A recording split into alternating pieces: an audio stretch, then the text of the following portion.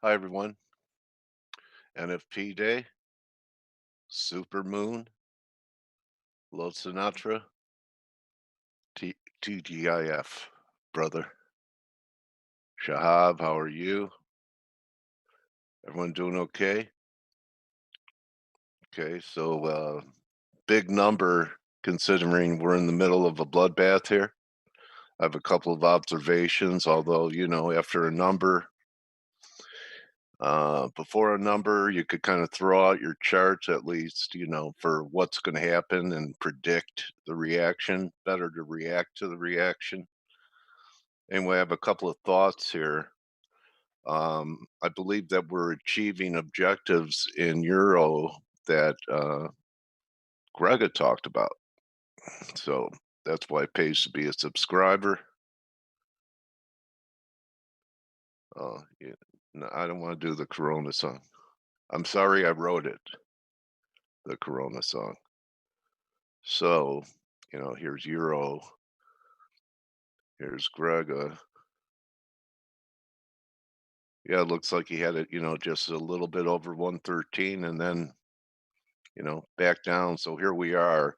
And the reason I bring it up is you guys know that I was talked about the euro pound, all the way back down here.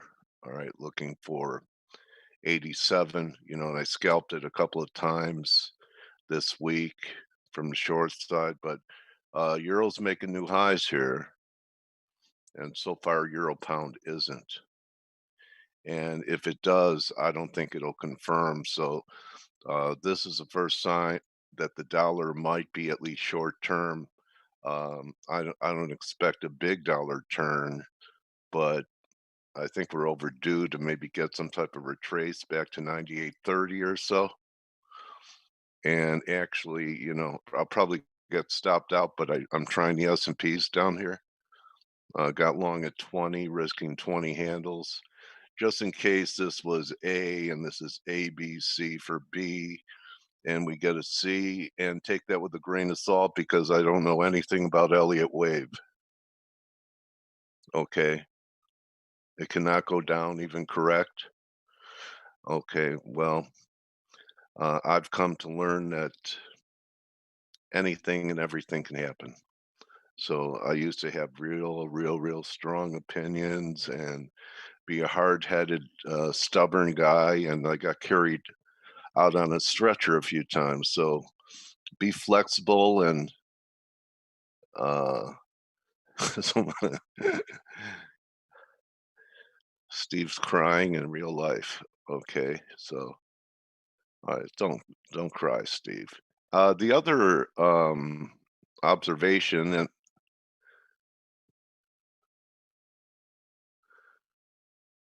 how could it? So anyway, gold up here on the daily, and I don't think we're there yet. But look at for the first time. So here was the first drive, right? And here's the second drive, right? And here's a new high, and we're only to 70. So this is the first time it did it. I actually don't want to short gold until maybe I get like at least a rally to 1780 or so in silver, which means there could be some left. And I think that's, oh yeah, I was very surprised by uh, the end just melting through here, and even more surprised how the bonds gap lower on this. Look at this. So I was looking, I thought we'd get a third drive to a little under 150, right? It looked like it was going to set it up. And because of what's happening here, we actually gapped it. So, gosh, I don't know. This surprised me. The 10-year did not, actually looks like, could probably be bought here. So now all of a sudden we're inverting again, where the long end is yields are falling faster than the short end. Like you have bonds down, yields down 14% today on the 30 and 6% on the 10. Anyway, it's great to have access to all the team's work. I'd consider joining so you could hang out in the community. See what the guys are doing. Okay, Blaker's bearish Aussie here. Blake looks like Blake's the only one taking positions into the NFP on pattern and plays. And I remember the first time I interviewed Blake, I said, Blake, are you ever flat? And he said emphatically, no, I'm always in. So what are you in, brother? I remember that first interview on Yeah, FX yeah. Street, and that was the question I asked you. I said, "Well, Blake, don't you ever, He don't you That ever was used get years flat?" ago. Yeah, he that was used to be probably. flat 20 years ago, but now he's He's round. Now he's rounder. I he's a got little it. bit rounder, yeah. Someone's having a good week, Blake. Only when I Can you lay tell? down, by the way. Only when I lay down. Can you tell Steve's having a good week? What do you think? Does it show? That was funny. Uh, I usually keep something going somewhere just to keep yeah, me. It hurts my sleep because whenever I've got something going, I don't sleep as well. But it keeps me engaged in the markets. So, like for example, I was long a lot of euro last night, and I got out of the last third at 22, 25 right here.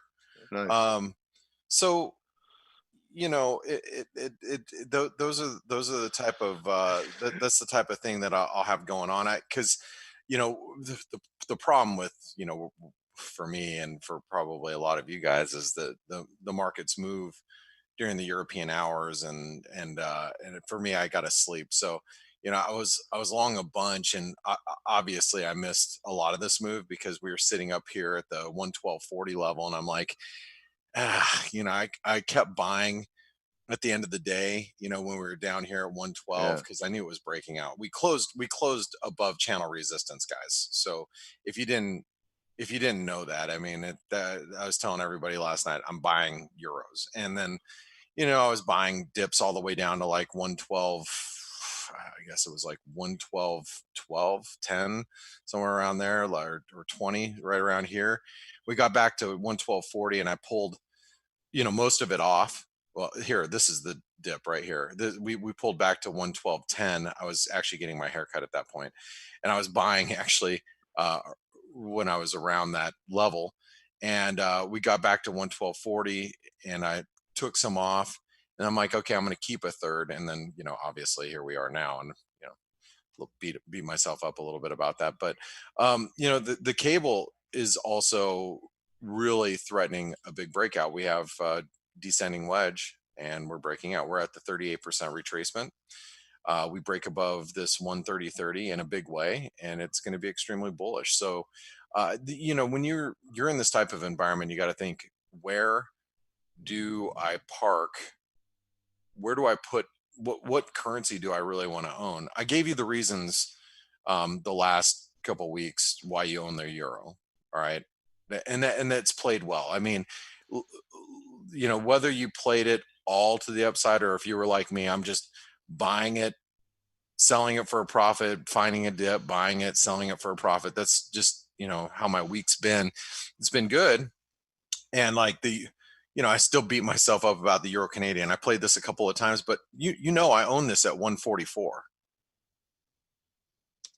144 right here, and I sold it at like 145 and change. And then obviously I've been trying to buy it and sell it, scalping it all the way up. But I mean, look at this move. I mean, okay, so now we're at a different place. We've seen the equity market sell off 10, 12%, something like that. And we're heading lower again. This is a pennant, by the way. Do you guys know where this points? I want you guys to take a good look at this chart real quick. Take a good look at this chart and see where it goes.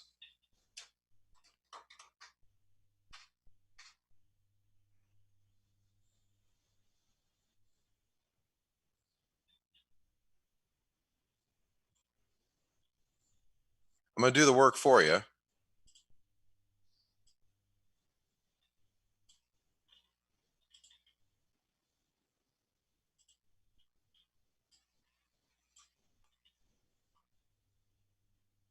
Still working.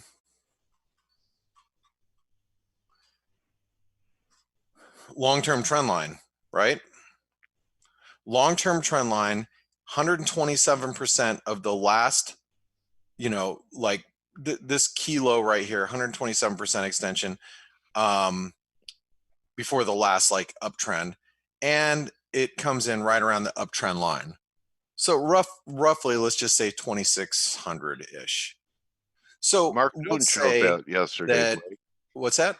Mark Newton showed the same long-term trend line that you're showing, and he came up with about 2,500. Yeah, I can't tell you how long I've had that trend line and drawn. I mean, if you've He been copied here, you. huh? Well, No, it's just you. it's obvious. I mean, it's not like a, oh, I'm you need to be kidding. a brain surgeon to figure that one out. It's just that's where the long-term trend line is. But the thing is we have technical indicators that are now pointing towards that, right? We have patterns that are pointing in that direction. So I guess the question you have to ask yourself is, what do you want to own in that situation? If stocks continue to move lower, what are you going to do? What are you as a trader going to do? Well, my 2 cents is you probably, buy some cables somewhere around here. Now, I, I will be the first one to tell you, I think the UK's got all sorts of problems. I'm going to be the first one to tell you, I think the euro's got all sorts of problems, and I think the euro is still a big funding currency. And as I have told you for the last couple of weeks, it would not be surprising to me to see the euro dollar trade up towards. Whoops, shoot, I didn't want to do that. Hold on, didn't mean to grab that. It would not be surprising to see the euro trade up to the 115, 116 level. 50% retracement comes up here, 116.70. That wouldn't surprise me in the least bit. The cable, near term, maybe back to 135, maybe even 137, right? They still have a lot of negotiations with Europe and their trade, blah, blah, blah. That's not relevant at this moment. It will be relevant in the future. So the other question that everybody asks is, well, isn't the dollar a safe haven currency? The dollar is a safe haven currency at a point. There is a point where the dollar becomes a safe haven currency. I don't know where that point is. I can venture to guess where that point is based on past performance. If you look at the S&P and you take this move, let me just give you this move in 2018, right? This move right here. That was a 20% decline. That was October of 2018 to December 2018. Do you know what the dollar did through this decline?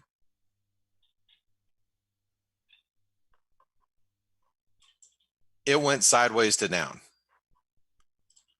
October 2018 to December 2018. And one of the reasons why I think it went up in October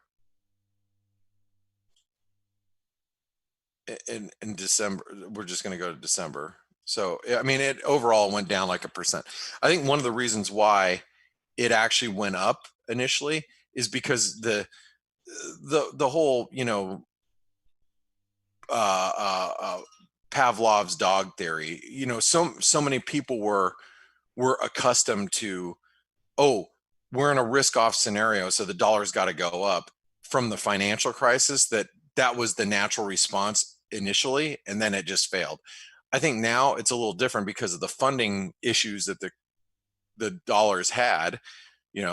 Everybody has sold euros. They've sold euros to buy dollars, sold euros to buy everything else. That now it's a little bit different. I do believe that if the S&P gets to a situation where we break, we're down 20% or more. So let's just take the highs right about here, which would be roughly around 2,700. I think somewhere down here, somewhere down here, that's where the dollar index starts to actually catch a bid. Again, I'm just guessing, and obviously we're gonna have to take one day at a time. But I get that question all the time. Oh, the dollar, it's the safe haven currency. It is during periods of panic. Do you think we're panicking yet? Do you think just because the stock market is, 12% off of its highs, this is panic yet? You haven't seen shish kebab yet. You haven't seen anything, right? You have to think about where we've been. I mean, I was talking to this dad last night. He's a home builder. He is like a manager for one of the big home builders here in town, which Arizona, that's our predominant industry is, they just build because everybody moves here. He does really well for himself. He's a custom builder. He's like their, COO or whatever. And we were talking about the markets, and he's just like, yeah, I try not to look, and he's probably 50, I would say probably 52, 53. He's not too far from retirement. But when you rely on your retirement and you see your retirement down 20%, that's when, panic starts to set in. When you're down 10%, you're like, well, I made like, I made 100% over the last few years, my returns. It's not a big deal. But then it becomes real when you're down 20% of the total of your portfolio. You take 100 grand, it makes 200 grand. You take your 200 grand, right? And then you lose 40 of it. Now you're back at 160. Now it's got your attention, right? So that's why those numbers, that's why the 20% correction is a pretty big deal, because I think, when we correct 20% or more, that's when people start going, oh shoot, I need to really like go back into cash. So again, I don't know what the exact number is. I'm just throwing guesses out there, but I want to first of all make sure that I explain to you guys that if you think that the euro is done going higher, I don't think it is. Actually, I think it's probably just getting started here. Right? So just, you guys have to be careful. Okay, so let's talk about a couple, key technicals here. So the pound descending wedge, we're breaking higher. Aussie dollar, big failure, because you guys saw the patterns in play. They went out this morning. That's a 38% fib. We hit the 38% fib. I think this defines the downtrend of the Aussie. Yeah, we get back above 66.70, and it's bullish.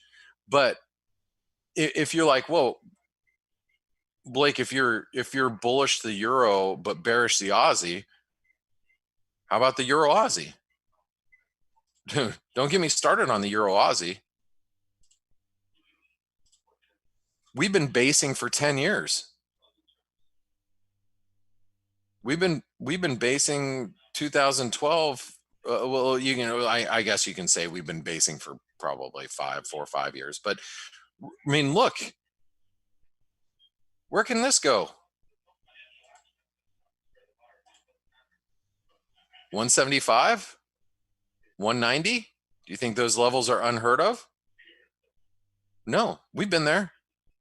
So you guys have to be really, thinking about, as the stock market continues to move lower, where are you going to be? Okay, so let's talk about the dollar yen, and then I'm gonna I'll be passing it over to my colleagues here, and I got to talk about the NFP coming up. So dollar yen, false breakout leads to a breakdown. Go look at Greg Horvat's Elliott wave analysis on the dollar yen.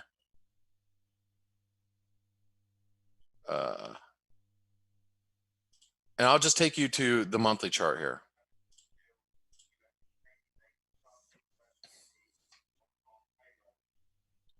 He's talking 90s,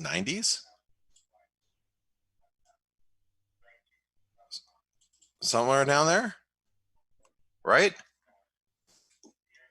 So think about that as you go into today's non-farm payroll. Now, non-farm, and by the way, the yen's beat the hell up. It is scary selling it here. I agree. It is. I was short it last night at 106 here last night. I was short here, took a little bit off of it, and I'm like, yeah, I want to go to sleep. So I took it off at 80. Yeah, that's not so smart. But here we are now. We are expecting to create 160,000 jobs, I think. Let me see. Here's Bloomberg. We are expected to create 175,000 jobs. If it doesn't turn now, it's going to turn decisively next month for this month's data. So if we get a good number, let's just say 160 to 180 is going to make people feel all right. If the dollar strengthens, I'm going to sell it. I'm selling into strength today. Now, the opposite could happen there. The opposite can happen. I may be completely wrong. Maybe February or February's data was god awful. I don't think so, based on the ADP numbers that we saw, and well, the ISMs are not looking so hot. But let's say we actually only create 20,000 jobs. This dollar is going to get raked over the coals. And I think that the stock market is going to be probably, we're down what, 3% right now? We'll probably be down another percent on that. Okay. That's my 2 cents. And I hope I'm wrong. I hope we get a good number, because I do want to sell dollars. Like I'm just begging right now for the euro dollar to dip to, I'm begging the dollar, like the euro dollar to dip to, 127.80 or something like that. 112.80. That would be awesome. I don't know if that's going to happen. I really, really, really don't. I really don't. So, we may be in a situation where we have to just chase the dollar lower, because it is, look at the dollar index. It is,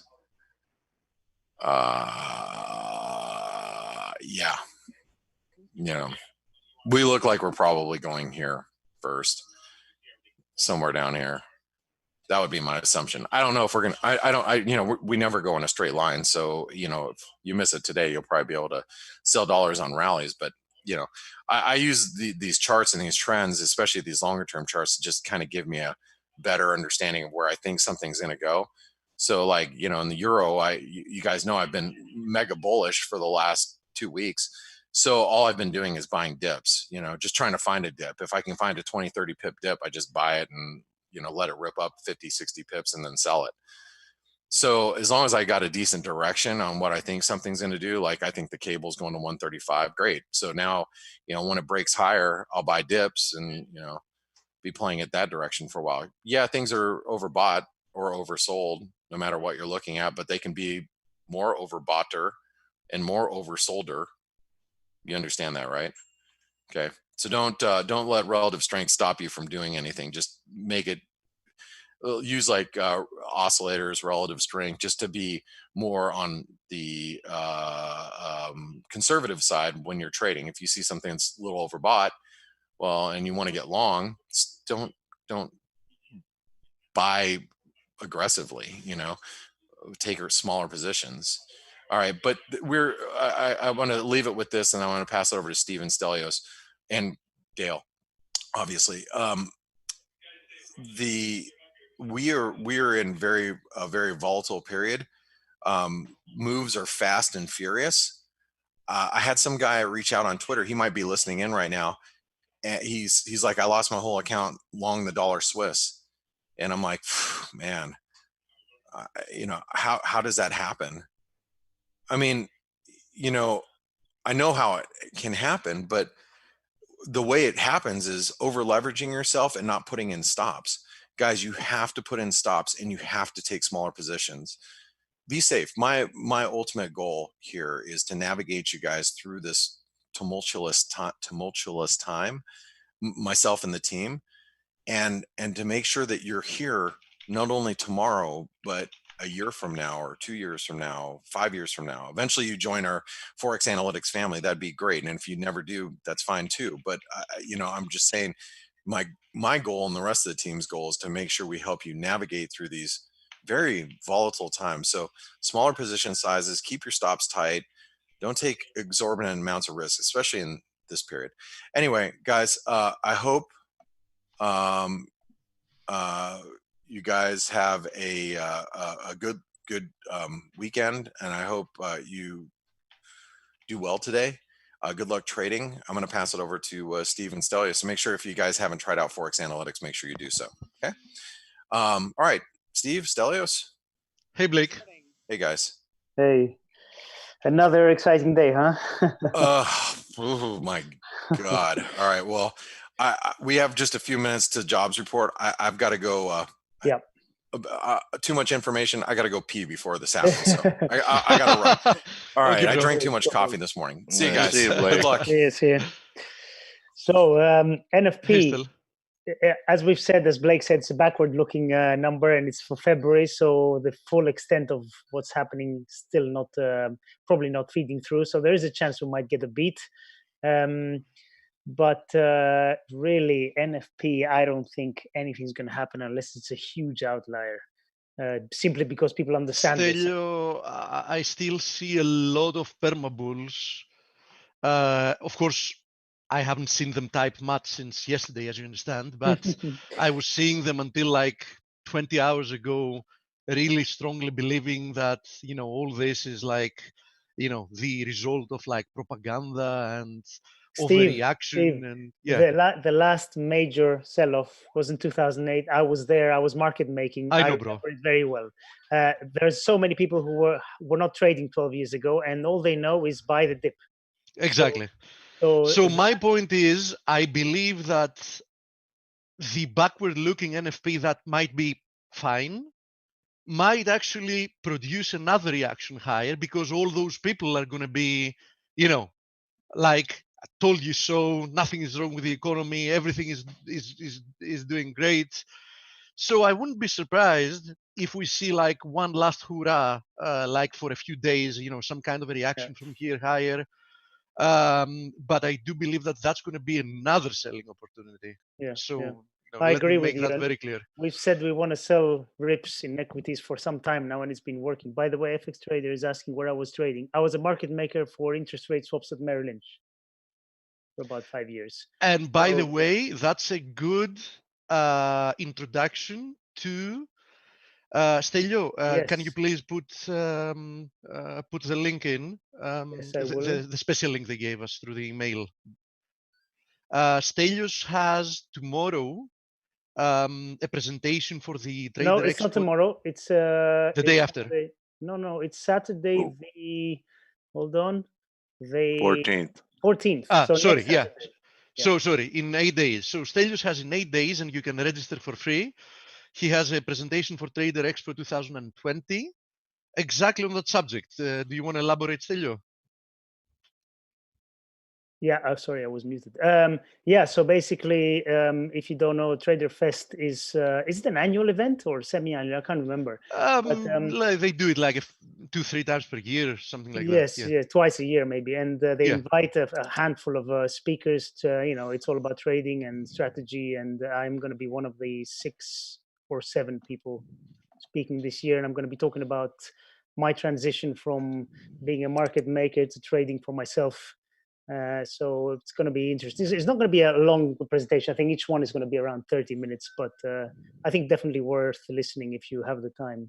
Yeah, and you can register for free. I mean, there are no ties whatsoever. By the way, 15 seconds away from the data, so let's see what we get. Needless to say, if the data is bad, although I do believe that the data can be normal, that's going to be like the nail in the coffin, most probably. But I do believe that the chances are that the data are going to be okay. There you go. There you go. Perfect. Perfect. I have no objection with that data. Very strong NFPs, 273. US trade balance a little bit better. Unemployment rate dropping another 0.1% to 3.5. US average work week hours slightly higher. Manufacturing payrolls, huge beat from -3 expected to 15. Canadian employment data also big beat, 30.3 versus 10. Okay, so average hourly earnings as expected. So good numbers overall for sure. But like we said, is it it's backward looking. So actually, Stelio, if you saw in the chat room as well, I was hoping for good numbers. I actually, for those that are in Forex Analytics and were in the chat room, you know that I got rid, like 30 minutes ago, I got rid of my S&P shorts for 5.4% profit, thinking that data would probably not be bad and that would produce another selling opportunity. So I'm now flat the S&P. I made another good trade to the downside, and I'm looking to short it once again. It kind of surprises me that so far neither the dollar or the S&P seem to be having such a decent reaction than I would expect. And if that remains to be the case for at least a few more minutes, I mean, I would want to give a little bit more time to the market to digest the data. Well, equities are not doing anything, right? Yeah, so I mean, they've recovered like 7-8 handles. I mean, I definitely expected, a bigger reaction to the upside, both for the dollar and for the index. Anyhow, let's give it a little bit more time because, it might take like a few more minutes. Anyhow, I'm going to say in advance what I wanted to say. If we do see a reaction higher in the dollar and risk today, I would definitely be expecting this to produce next week another great selling opportunity. I also wanted to mention, we've been showing that since days ago, Euro USD has now decisively broken above the descending channels trendline resistance, which is definitely a bullish development. It's a bullish breakout. And the DXY has now broken below the ascending channel that it respected for so long. I mean, since like November 2018, with like very, very small overthrows, like a couple of day overthrows. And we've now actually, we're now in danger of closing the day below 96.30, which is going to produce the first lower low in a long time, which is also a bearish development. Now, another reason why I believed, and I still believe, that we might see some kind of a relief rally in risk assets today is because the USD yen, after breaking above the multi-year triangle trendline resistance falsely, as it obviously proved to be the case, it's now testing the same multi-years trendline support, this triangle's trendline support today. So we might see an initial reaction higher from here.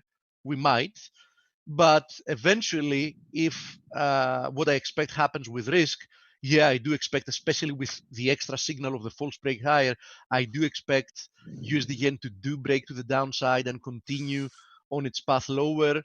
The next downside support that I have in mind is at 150. But first let's see if we can do that today, because we might see some type of reaction today. One last attempt from dollar bulls and risk bulls to contain the situation based on the good data that we just got. Now, I might be wrong, and the market might completely disregard the data, knowing that it's backward looking. And since a month ago, there have been a lot of things happening in the market, and a big disruption in the form of coronavirus, which, who cares what last month's data is, since we know that next month's data are probably going to deteriorate, a lot. But we're about to find out. Now, another thing worth noting here is that so far gold is getting rejected exactly from the previous high that we had at 1689. Now, does this change my bullish thesis about gold? No, it doesn't. I still believe that we're going to see the next upside resistance, which is the 78.6 from the all-time high at 1733, getting hit. And last, and then Stelio, go ahead and tell me what else we have. Crude, despite the attempts from OPEC, did post a lower low today, getting now very, very close to the 2018 low. We also had another low in 2017 at the same area. So needless to say, I expected that we might rebound a little bit higher towards 49.30 and then dip lower. There is no risk reward in being short anymore. It's not that we can't go lower, but simply put, it's the fact that there is nowhere that you can place your risk, your stop loss, that the risk reward is going to make sense. Obviously, as long as indices keep being under pressure and the jitters about the progression of the U.S. economy continue, clearly crude can't produce any big worth noting rebound. By the way, we are seeing an attempt of dollar recovery. Euro USD has pulled back like 30 pips. Now we've seen like a bigger, almost like 20 handle reaction higher from the S&P. Of course, it's too little so far to say that my initial plan that we might see a bigger recovery today is going to play out. But as I said, I want to wait a little bit longer. Stelio, let me see. No, we have a special link through email, Stelio, that is specifically made for Forex Analytics. Is it? Yeah, you forwarded that to me yesterday, I think, at some point. Okay, I'll find it. Okay. I have it here. Wait. Okay. There you go. Okay. What can I say? By the way, the only thing that really has moved is metals. They're smacking metals as usual whenever payroll numbers are good. This last one that I put. Okay. On Skype, you can tweet that one. So what else is there to say? I mean, data-wise, there's nothing more. Really, the virus is again the only thing dominating, and the trend we're seeing over the past day or two is that numbers out of China seems to be decreasing. The rate seems to be decreasing. That is, if you believe the numbers, and numbers outside in Europe and the US are accelerating. So again, I'm going to repeat this. I think this is far from being over. I don't think it's going to be a problem, let's say, for humanity. Obviously, it's a bad thing when people die from this, but I think in the end, it's going to come, it's going to go. But the main effect, again, is going to be on the global economies. The supply chain has been broken.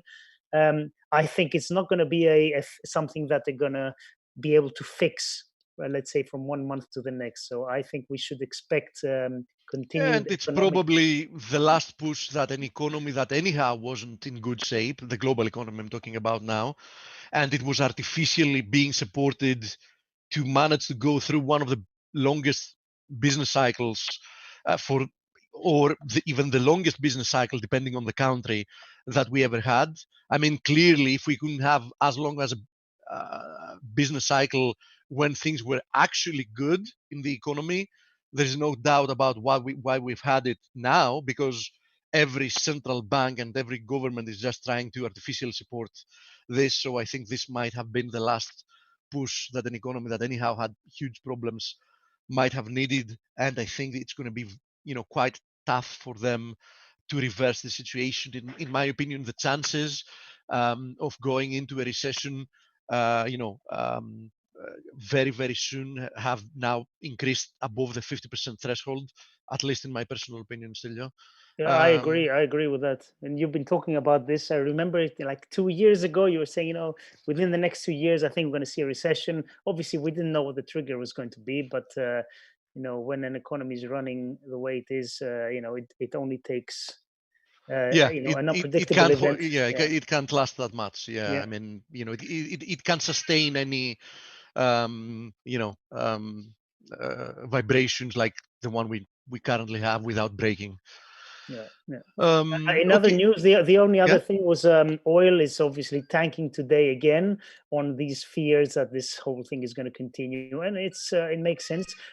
We have had over the past days OPEC saying there's going to be cuts, 1.5 million barrels. Well, Russia today, they said they made a statement saying, cutting production may not be the way to go.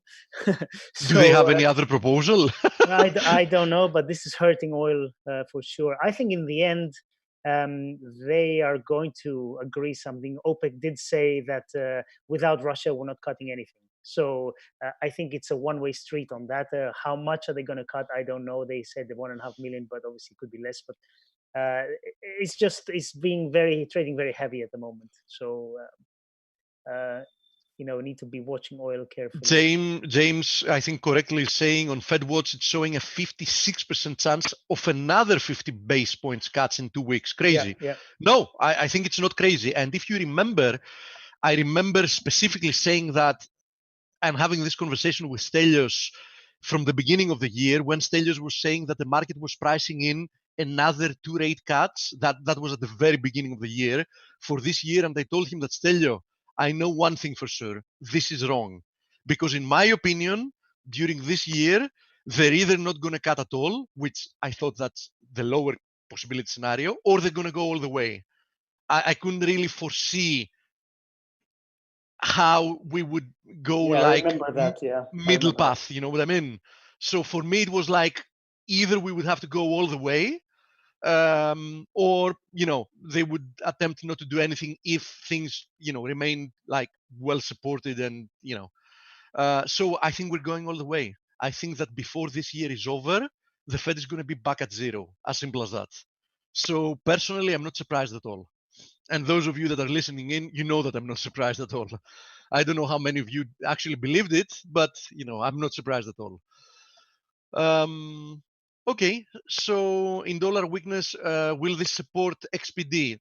Not easily if the economy tanks, because one of the main reasons that palladium remains rather well supported is the fact that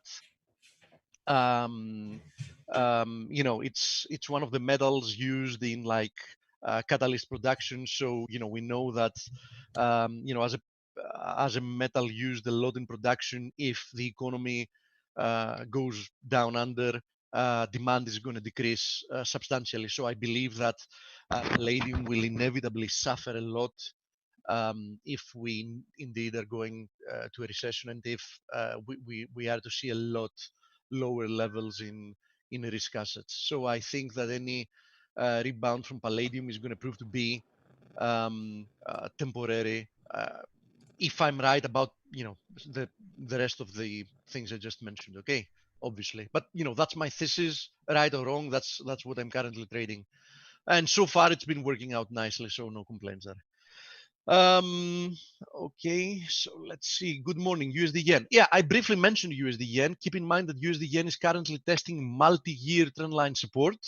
So I'm very bearish the USD yen once we break down, especially since we first had the false break higher, right? But let's go shorter term now. I wouldn't be surprised if we see something like this first. The Wizard of Waves is in the house, Steve. We have Gregor with us? Yeah. Yeah, I'm here. Oh, welcome. That's a nice occasion to have you here, Gregor. Yeah, so, looking forward to your feedback. That you just heard what I said about USD yen. I think it's testing multi-year trend line support. So I wouldn't be surprised if we see a little bit of a rebound before we actually crack through that and then keep on moving lower towards 100. Yeah, I'm also expecting some kind of a rebound.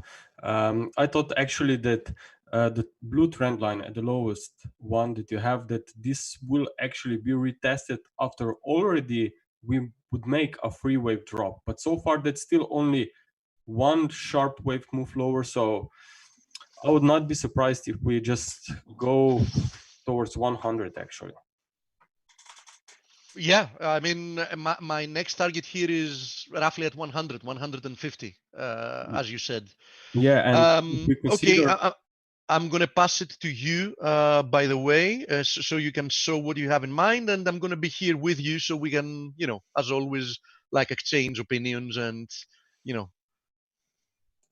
I'll also throw you some of the questions that we have from people. Just a second. Okay. So you're talking about dollar yen, right? Now, at the end of 2019, I was expecting this reversal, and the reason for this reversal lower was mainly because back then I saw 10-year US notes still ready to break higher into that fifth wave. The yields were coming down, if you recall. So I was expecting this. By the way, massive move lower the last few days in yields. Yeah, and massive. And I just thought that maybe we'll get a temporary pullback, like a wave E. But if this, because I don't see any solution to everything what is going on right now anytime soon, I just think that we really should be prepared on this potential wave C drop that I have it labeled here on account 2. Okay, so we are now at the very key important trendline support. But since wave E should be a corrective leg, should be made by 3 waves, and that's not the case. So that's why I'm considering that maybe the count 2. Yeah, the second count. But I'm a little bit more patient with such a big changes. But still, I mean, it looks like that this move lower should not be surprised. I mean, the S&P 500 still has room for more weakness. We will get some kind of a rebound. But I think that maybe just high resistance tested on the S&P 500 could be just a better opportunity for sellers to jump in. But by the way, I want to stress that out again. And there are a lot of people that don't really understand the significance of that. At February 20th, the 10-year yield was above 1.5%, and it's currently half of that. I mean, people that know bonds can understand what it means moving from, moving within like 15 days from like 1.5% yields to half of that. Yeah, I mean, it's like a huge move. Just today, US 10-year yields are almost 20% lower. Yeah, the markets are definitely pricing in on what is going to happen next from the Fed. Yeah, very happy. Exactly. So, I mean, dollar yen, definitely what you should be watching out next is how market will structure the next pullback. Will this be in a corrective fashion, only in 3 waves? Well, then you know what means. It will means more selling will come, and ideally this will occur at the same time when the S&P 500 will also complete a corrective bounce. So if I look at the S&P 500, you can actually see that at the moment price is in this current cycle down is actually at very key level here at 78.6%. So we'll see how market will respond today during when the cash market opens.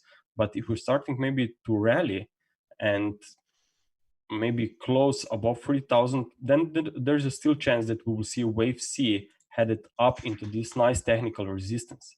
I can only hope so. That's going to be like early birthday present. Yeah, or it will be less chance for those who are long to go out, right? So sorry, but let me be very clear. Those that are still long are not going to be going out there. They're going to be buying more. Trust me about it. Yeah, and exactly. they're going to find themselves holding the bag.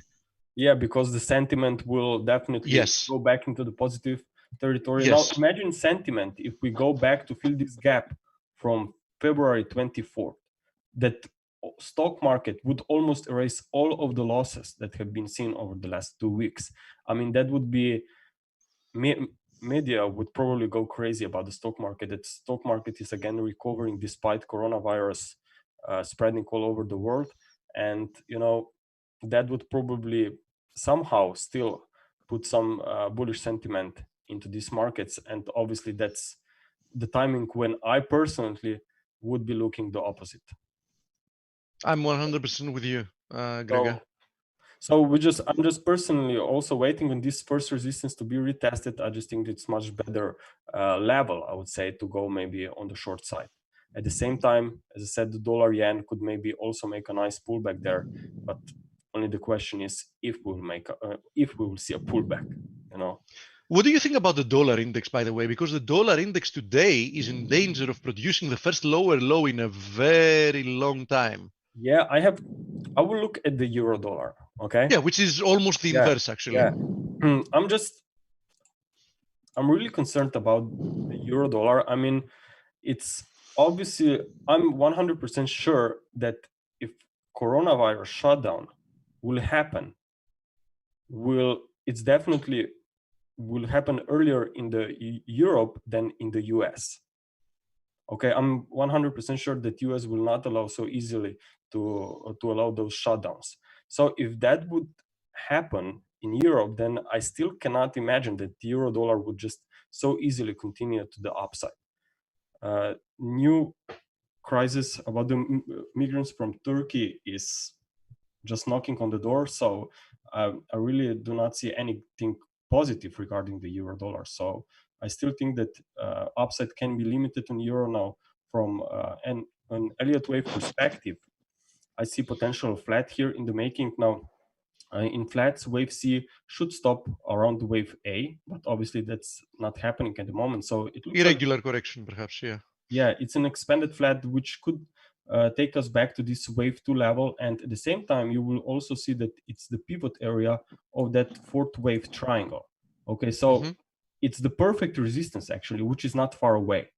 Okay, so maybe we get a spike here above that level, and then I would be watching for potential drop. Now the only question is if drop will be again impulsive or in corrective fashion, but I think that in the next few weeks the euro dollar or euro in general will have some hard times, I think.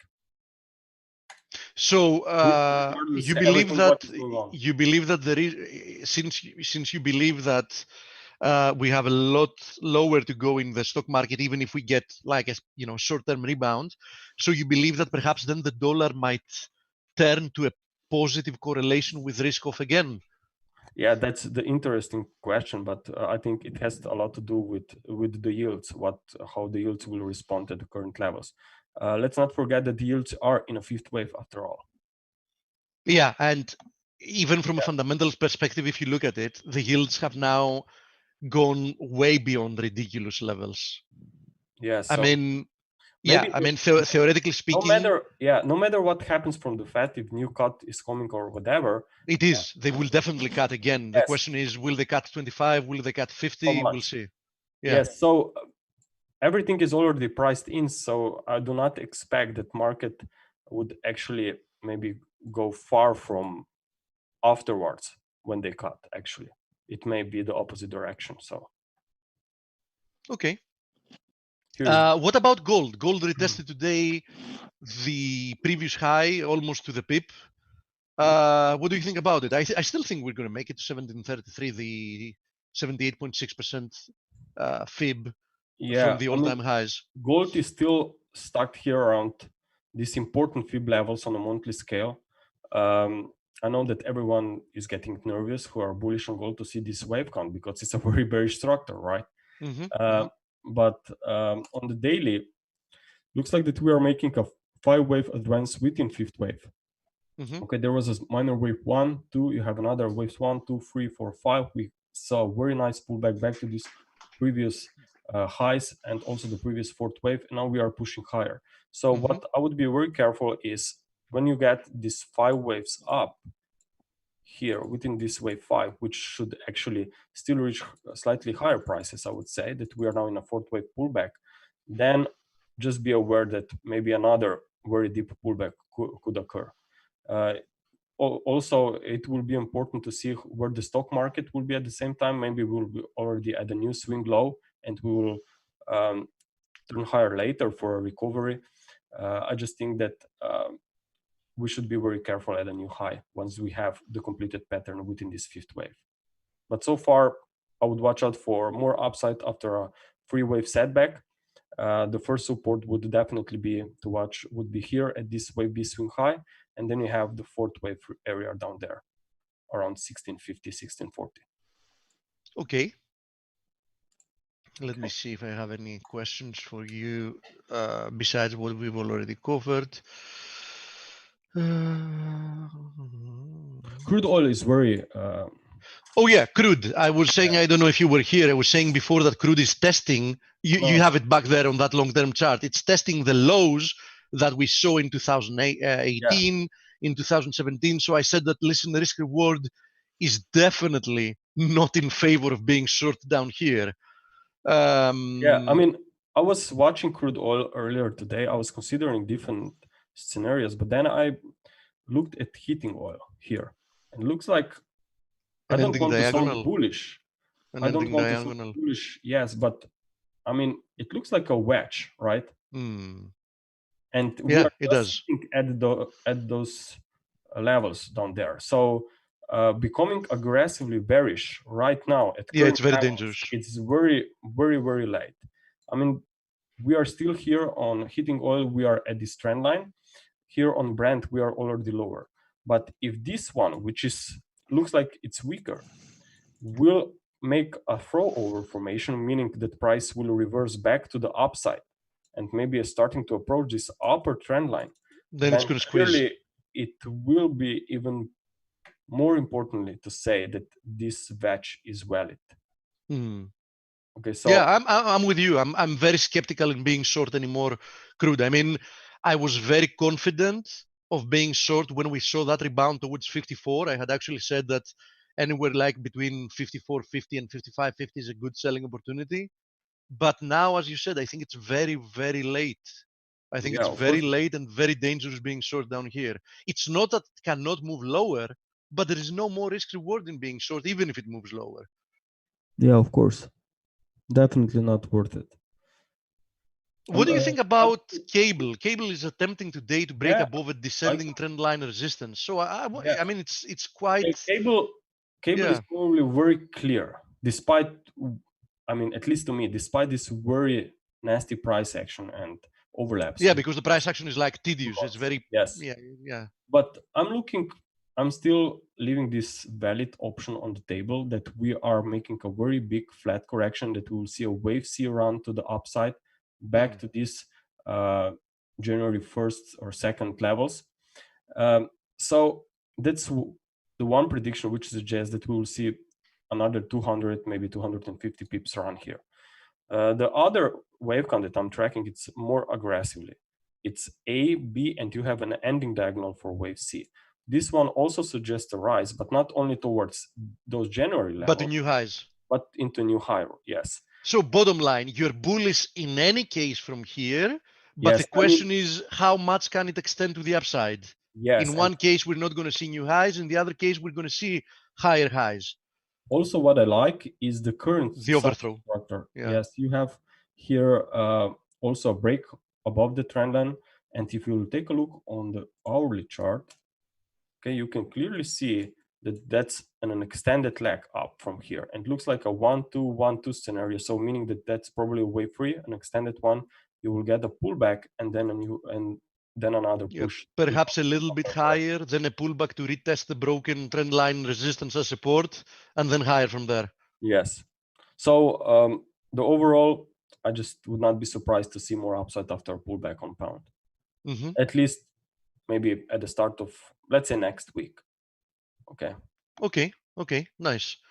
Yeah, I mean, I like your count. I mean, from a basic technical perspective, it looks more or less, the same thing to me as well. What else? There will definitely be a lot of, it will depend on negotiations between UK and European Union, how this market will actually respond. So, one Forex pair that has really caught a lot of people off guard is, and I know that you were in the right side of it actually, is the USDMXN. I mean, USDMXN broke down from a multi-year symmetrical triangle and then like reversed higher and is now attempting to break higher actually. So and knowing that that was one of the most crowded carry trades, a lot of bulls were like short, collecting overnight rollovers from the rate differential between the Mexican peso and the US dollar. It has reversed in their face. What do you think is happening from here? Yeah, it's a very tricky on a longer term charts, because that's the triangle. Yeah, so we are up there, and looking at this 4-hour chart here, we have current, maybe just a wave C in the making, that is moving into this trend line resistance. But I think that after this another pullback, we'll see another push higher. It only depends how high the lag will extend. It could easily become wave 3 maybe, or it will start dropping back, let's say back below 1970 or so. Then I really think that maybe Mexican peso is still the right direction to look for. Okay. Great presentation, Grega. Thank you, man. Like usual.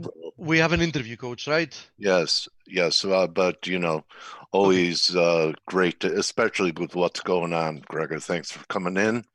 Thank you, Steve, mate. congratulations on a great trading week. And Peter Goldstein, it'll be good to hear you. It's been a while. So let me get you set up here, Peter. Okay, I want to wish everybody a great weekend. Stick around to watch the interview. Peter is really good. And also, if you hadn't noticed, Stelios put in the chat the link you can use to subscribe for next Saturday for his presentation. It's free, as I said before, so it's definitely worth listening to. Thank you, Coach. Enjoy the interview. Okay, I think I missed unmuting him. Let me see. And now he's got his screen up. Can you do that for me? Yes, absolutely. He's unmuted. Hi, Peter. How are you, Dale? Okay, Peter. So sorry it's been so long. I know we had some trouble getting it together. Yeah. I think back in June when you were talking about a move to 3,400 to complete this. So great to have you back. And thank you. Thanks for having me. And I apologize for bailing out on you.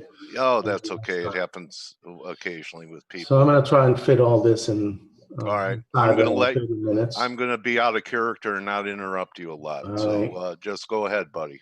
All right. Let's look at what's happened over the last 3 weeks, up until 3 weeks. And I've written about that on February 10th and 14th to my subscribers, and I shared it with the public. But, I've always wondered what's going to be the catalyst for this correction.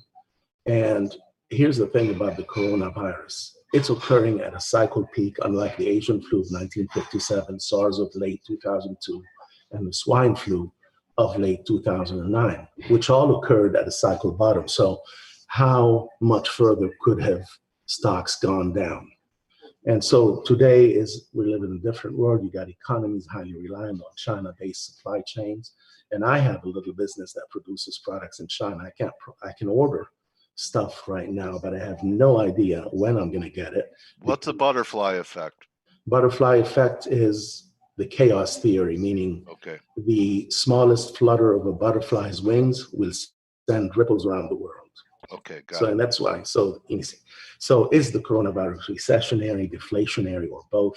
Either way, it's going to have some sort of a recessionary effect on the economy, an economic downturn per se. So it's coinciding with a presidential election, which calls into question the consensus on the outcome of this election, because, the president always boasts about a stock market being at an all-time high, having the lowest unemployment, etc.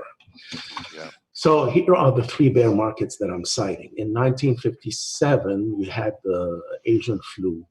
The S&P, or the stock market, had been in a bear market since August 56, when this flu spilled over to the US in very light outbreaks in August 57. The market was 2 months away from bottoming. The bear market was. I just stayed home from nursery school. Yeah. You probably weren't born then. I wasn't born. All right, go ahead. Rub it in. No, but I was born in 66. So okay, yeah, go ahead, rub it in. So when the swine flu spilled over, the Asian flu spilled over the US, there was already a vaccine. So anybody using the SARS playbook, for example, let's look at SARS. It occurred when? 2002, late 2002. That was the bottom of the bear market on the heels of the dot-com bubble burst. Same thing in 2009. We're starting to recover from the financial crisis. So how much, again, how could you use that playbook to justify staying the course? Because that's what financial advisors were telling friends of mine. Stay the course. It's a presidential election year, historically bullish. The flu won't have more than 5% effect on the stock market. So, but this guy, Alarian, was pretty smart. February 3rd, he said, don't buy the dip. Probably he saw the timing of this. When he said this virus is different, what he meant is that the timing of it is different, not necessarily the impact of it from a human perspective. Again, end of January, some of the big guys are saying that we can justify staying in equities because there's a lot more lining up to support equities. But again, these guys, extremely smart guys, their time frame is a lot different than mine and yours. They're talking in terms of years, we're talking in terms of weeks and months, us traders, right? Yes. So here's a typical CFA. Up until a few days before the top, he's analyzing earnings data. He's looking at the rate of change on forward estimates, and he's concluding that it makes sense to stay with the mega caps. That's February 16th. But it's a very smart guy, and I understand why, because the trajectory of earnings, except for that little rough patch in 2015, 2016, the trajectory has been up, which completely explains why you extrapolate the past to predict the future. So unemployment, today's report was really strong, but it's backwards looking, we all know that. However, one thing to look forward to is the April and May reports, because last 10 recessions, something happened, and that is the trough in unemployment preceded every recession by an average of 4 months. Okay, so today unemployment is still at an all-time low of 3.5%, but the moment it jumps up by 50 basis points, it's a perfect recession indicator. It has been for the last 70 years. So right now there's nothing to worry about so far until we get reports that are impacted by the effect of this virus. Let's talk about the yield curve. I'm not an expert there, but I know that this is a bull steepening yield curve, okay? And I've done my research. A bull steepening yield curve, all you have to go to is this Market Watch article that says that a steepening yield curve is not necessarily good for investors, because while the yield curve can point, a steepening one can point to better economic times, it's also, oftentimes it's a precursor to a coming recession. And so what is this rate cut all about? It's a panic rate cut, in my opinion. It's trying to backstop what's about to happen. In other words, let's cut rates, but also let's say that the economy is doing great.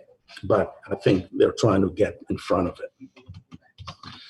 And how about the message of gold? Now, I saw the previous presentation where gold was I believe the Elliott wave showed 1, 2, 3, 4, and 5. But my characterization, my interpretation of this is a little different. And what I see, I'm going to use pink or blue or something.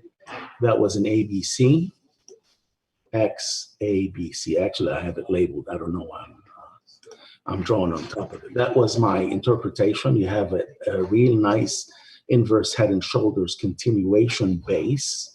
We broke out of it, and we're definitely headed back to the top right here. I'm expecting a cup and handle and gold to soar above 2,000 in the coming months. Okay. For now, the target is the all-time highs, 180, 190. Okay. Got it. And moving forward, let me talk about my forecast, past, present, and the warning signs I saw over the last few months. That was the June forecast. We rallied off the bottom, December 2018 bottom, rallied to new all-time highs, pulled back into early June. I labeled this wave B, and I put a minimum target of 33, 36. Okay. Now it ended up being this. I moved the B wave up to October 3rd, actually, and it was a running to flat triangle. Why did this happen? You always have to correlate your analysis with events. You can't do it in a vacuum. So why did the rally begin? We were promised a trade deal. How many false starts did we have? How many setbacks did we have? I would say 2 or 3%. So while the market was wisely betting on a trade deal being signed because neither country can afford not to, the S&P traced out a wait and see pattern, which, by the way, you can see this triangle much more nicely on the futures. I'm going to show that in a second. But the same triangle exists on the Dow Jones, on the NASDAQ futures, S&P futures, and the semiconductor index. Okay, same exact pattern. So that's why I actually raised my target from a technical perspective to 3463, meaning I was looking for a C wave to be equal the A wave. But I learned a lesson here, because eventually valuations are valuations. You should not really be fixated on the beauty and the symmetry of the chart. So it got pretty much to where I originally expected it to reach. And for full disclosure, I was long right here, stayed long. And when I saw what happened on February 20th, 21st, I immediately hedged that position with weekly credit call spreads and exited everything on the 24th. Okay, nice. So WD Gann, if you don't learn how to change your mind, you won't have any change left. That's right. And I've been very hurt in the past many times by my inability to change my mind. And that's something that everyone has, Peter. It's really hard to press that, to rush to the exit. You got enamored with your own positions. It becomes really hard. So here's the triangle on the ES. It's a barrier triangle per Elliott, using Elliott speak here.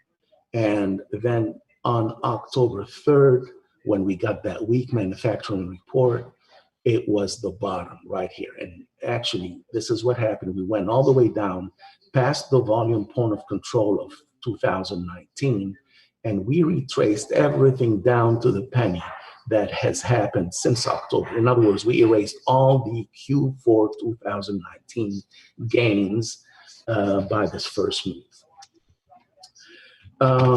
Here's the SOX. That was my forecast for the SOX. We have a massive cup and handle. And think about it from a technical perspective. Something happens, an unforeseen event, some crisis comes out of nowhere. What do you think happens on the heels of a breakout? You come back down and retest the rim of the cup. Sometimes you go all the way down to the bottom of the handle. So as of today, I don't think the SOX has even gotten close to support. In fact, it got down to here, 1600. And at some point, I expect it to go all the way down to here. And should that red dashed line be breached, we're going to retrace all, if not most, of the fourth wave. But again, the future is bright as far as I'm concerned.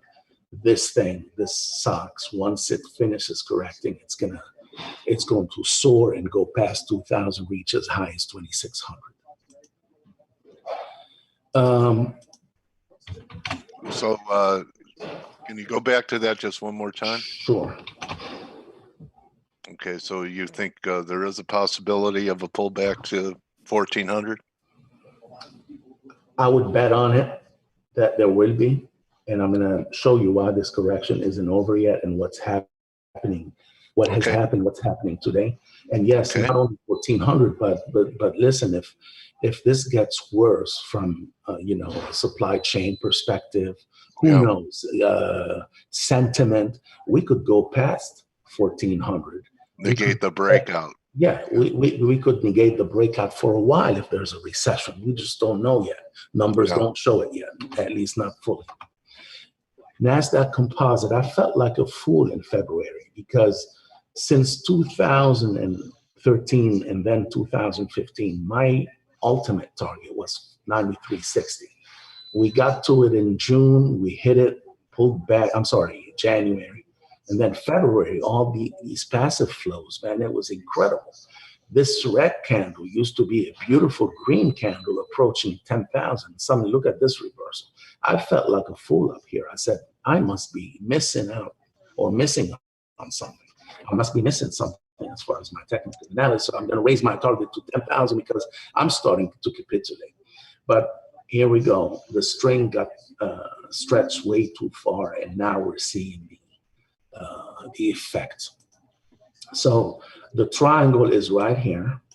I think we pulled, this is a little old chart. I used that chart in my presentation before last week. So when you look at it, you notice that I think we got down here, 8,200, 8,100.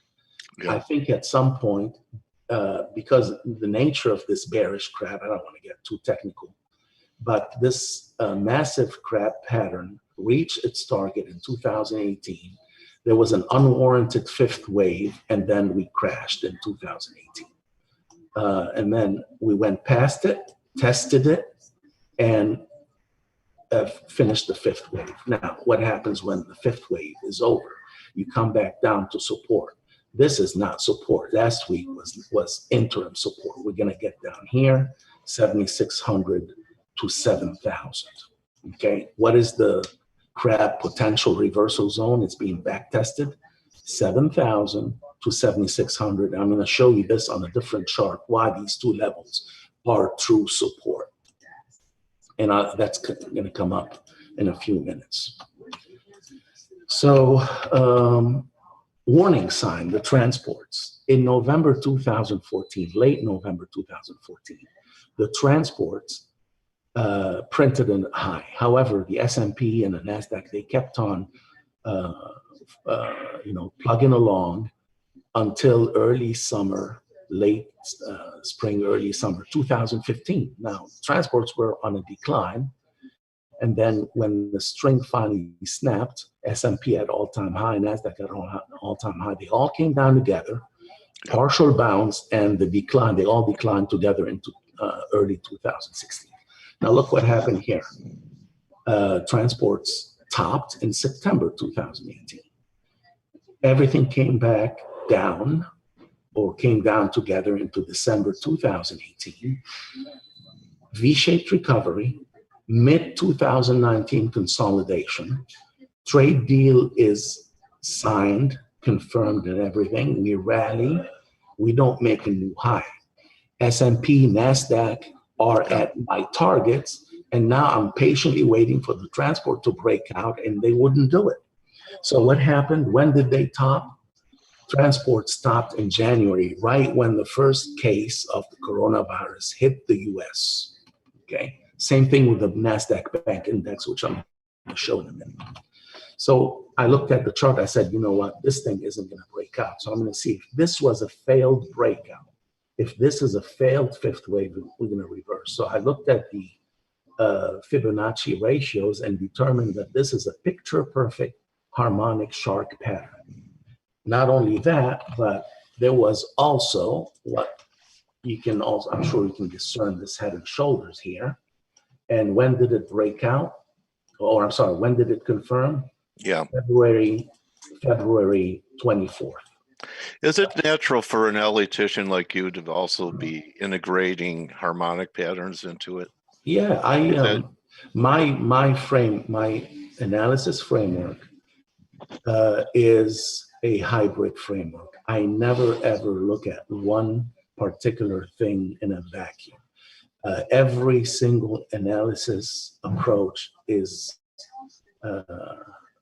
mired with flaws, and there's no approach that is infallible. Let's put it this way. Yeah, that's so true. And here's the other thing. I'd like to tell this to all Elliott guys out there. let's say that every stock follows a wave pattern. Let's make that assumption.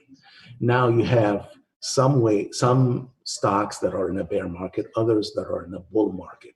So how come an index of 500 capitalization weighted stocks magically follow an Elliott wave pattern? I could never really understand that, you know.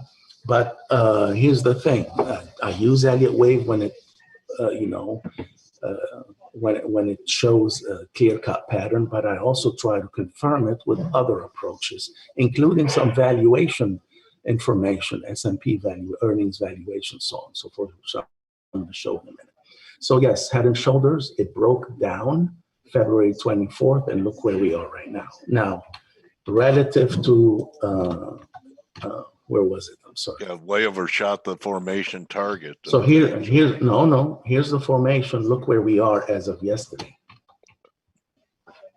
That's as of yesterday. I think today. Okay. I think today we're gonna hit this this area. The S&P is likely to retest the lows and bounce off the lows, and I'm going to tell you why. I don't think we're going to break those lows because a lot of things are going to hit downside targets, including the You're talking about 2850. Yeah, Below 2850. Yeah, okay. 2850-ish. We're going to retest it because everybody is salivating over the prospect of buying back the low, expecting a breadth thrust. So we'll see if it happens. Here's the bank. That's what I use for financials, the NASDAQ Bank Index. It's a beautiful pattern. We had a crab pattern dating back to December 2016. Elliott wave reached the center of the potential reversal zone. I called the high right here. We got a fourth wave, or at least what I thought was a fourth wave. We'll find out if it's a fourth wave or is it 1, 2, 3, 4, 5. I don't know. We'll find out soon. That's when Elliott wave becomes very subjective. But here's how I interpret this chart. Okay, everything came down together into late December.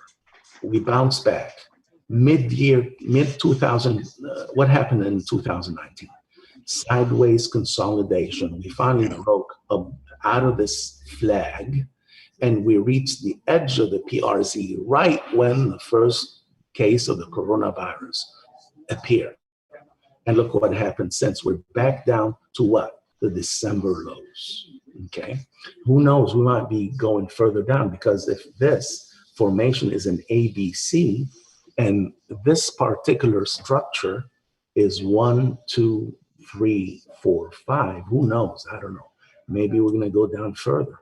I have no idea at this point. I'm going to keep my mind open. Keep an open mind about this. Okay. Here's the Head and Shoulders on the bank index. Yeah. As of 2 days ago, we're down 20%. So this thing is in a prime time bear market. Russell 2000, same thing. That's another warning. Failed to break out to new highs. Yeah. This a failed fifth wave. The target remains again, what looks like a shark pattern here. The downside target is the December lows. Okay. Here's another worrying sign. I've been tracking this for a couple of years. Equal weighted S&P versus the cap weighted S&P. Doesn't look really good starting in 2017. It seems to me that when everything, for the longest time, the equal weighted was outperforming the capitalization weighted benchmark index. But then suddenly what happened? Probably the mega caps started taking center stage, and right. The concentration. Leadership narrowed. Yeah. Okay, up until a point where it couldn't take it anymore. Here's the Dow Jones. I like the Dow Jones because it's got a few components in it. So an Elliott wave on it, it's probably a lot nicer than an index with 500 stocks, even though the other indices also follow the same exact wave structure. And by the way, I don't use the classic Elliott wave. I use the harmonic Elliott wave, which Ian Copsey invented. And it basically advocates that waves 1, 3, and 5 move in 3 waves, and so far so good, right? So again, we had a triangle in mid to late 2019, and last week's bottom occurred exactly where I thought. The bounce occurred or reached 50%, which is the top of the triangle, about 2,700. And now it seems we're coming back down here very fast. So I think we're going to bounce back up here.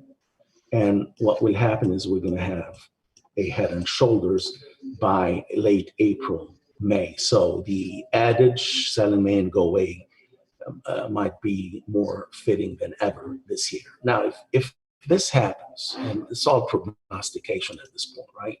If this turns out true, look what the measured move of this head and shoulders will be. By the way, I did revise this up to 27,600, 700, and I was wrong. I did that a couple of days ago. Head and shoulders, let's say that we do get a head and shoulders in the next few weeks, and then we break down, we break below the neckline. What would the measured move be?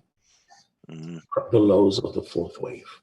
Okay, so we're gonna get down here if we break, So we'll see how it goes. Okay, nice looks. Here's what I saw on the day that we bottomed last week. We got down to the volume point of control for 2019. In fact, we got a little lower. We erased all the gains for Q4 2019. When that happened, at the same time the NASDAQ hit its 200-day moving average. Okay, should that 200-day at some point be taken out to the downside, what do you think we're going to do? You know, here's the Elliott wave rule. Triangles precede the last move in the prevailing trend, and that's why I knew that this is a top. So at some point, we're going to get down. Remember what I said a few slides ago? I said, look for the crab pattern, the PRZ for that crab pattern, which was 7,000 to 7,600. This is the volume point of control for 2019 and the value area low for 2019. So at some point, I'm expecting the entire triangle to be retraced. Okay. Are you saying back to 2016 levels? No, that the low right here is the June low. Okay. Right here is the early June 2019 low, and from there on, we'll figure out what's going to happen next. So I don't know. I was kind of thinking, you know, everyone named this rally from 2016 the Trump rally, that perhaps what we do is wipe out the whole Trump rally. Very I'm not possible. sure where would that take us to? About 2,400, right? Oh my God! Listen, I have a couple of. I'm a Republican, just for all for disclosure sake. But that's okay. I have 2 bets with friends that he won't get reelected, and I was basing all this on my analysis. So you know. So if the market won't be recovering into the election, is that what you're thinking? I'm thinking that he can't boast about the market being at an all-time high. That's true.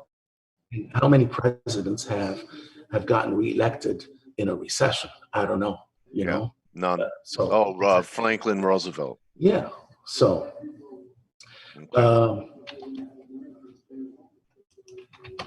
Valuation, I'm going to show you something about it. I'm not a fundamentals guy, but I've recently expanded my framework to include this. Look at PE, historical PE, going back to October 2009, when PE dropped to a semblance of normalcy, because up until Q4 2009, PE was 80 because there were no earnings. But then we started getting earnings, it dropped down to something more reasonable, 20 to 22. And then, you know, the market was on shaky, precarious grounds for a while, and then we accelerated. And every time the PE reached an area of 24 to 25, something comes out of nowhere to trigger a correction, okay? Yeah. 2015, 2016, we got up to the highest PE in that 10-year span in 2018. And we corrected big time into December, down to a puke job. Yeah, exactly. And then what happened in 2020, we got back inside that. Because Yellen and Bernanke and Powell all held hands and sang Kumbaya. Exactly, exactly. So it was completely a Fed-induced recovery. Well, to a certain extent, but companies do have earnings, you know. Oh yeah, I forgot about that. We gotta admit that too. It's not like 2000. So we technically, I'm looking at this technically. You know, I'm looking at PE technically. Every time we get inside the danger zone, something comes out of nowhere, giving the market an excuse to sell off. Now, here's my model: the daily prices of the S&P, as well as full year earnings, okay, trailing 4-quarter earnings. Historical PE average of 19.4.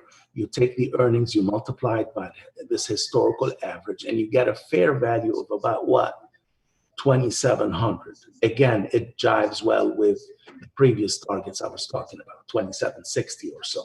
Now, as of last week, the full earnings for 2019, because Q4 was strong, they went up from 138.91 to 139.72. Now look here in the middle, the chart in green. I have 19.78 PE instead of 19.4. Why? Because since Q4 2009, if you take all the PEs and you average them out, they average out to 19.78. Multiply 19.78 by Q4, by full year 2019 earnings, you get 27.63, which is in line with my interim low of 27.60. So I don't know what's going to happen in the next coming days. Are we going to retest and bounce back? In other words, we came down to 28.50. We rallied up to what this week? 50%. Yes, but I'm not looking at it at 50%. It exceeded it slightly, and I can justify it. Okay. 31.36, right? Yeah. So look at the estimates for 2020. S&P earnings estimate 158.41. Multiply this by 1978, and you get, guess what? 31.33. We got as high as 31.36 in reaction to the Fed rate cut. We came up and retested it on Wednesday, and what happened since then? So they're selling into this resistance level right here. Yeah. Now, take what is valuation for me? Valuation is, how is the S&P trading relative to its fair value? I can draw a chart of the relative premium. In other words, is it overvalued or undervalued relative to the fair value? That's my last chart. Look here, what happens. Here's my valuation chart. The closing price of the S&P relative to fair value, is it trading at a premium or not? Look what happens. Every time it gets inside the 25, the mid-20s zone, we correct every single time. That's the model here. Something comes out of nowhere and triggers a correction. Now, December 2018, we were undervalued by 8 to 9%, which triggered this V-shaped recovery. Double top, January, February, double top in valuation. And as of yesterday, we're still trading relative to fair value at a 10% premium. That's why I don't think it's over yet, because they're still thinking that this thing, this coronavirus, is a transient event. It's going to take, it's going to cause couple months, you know. What are you really thinking here, Peter, away from the charts? I know you think about things like this. Yeah, so I watched a video of a scientist that, you know, she's from the UK. I think she's either Irish or Scottish, I'm not sure. But they had an interview with her. She flew in from California to have the interview in the UK.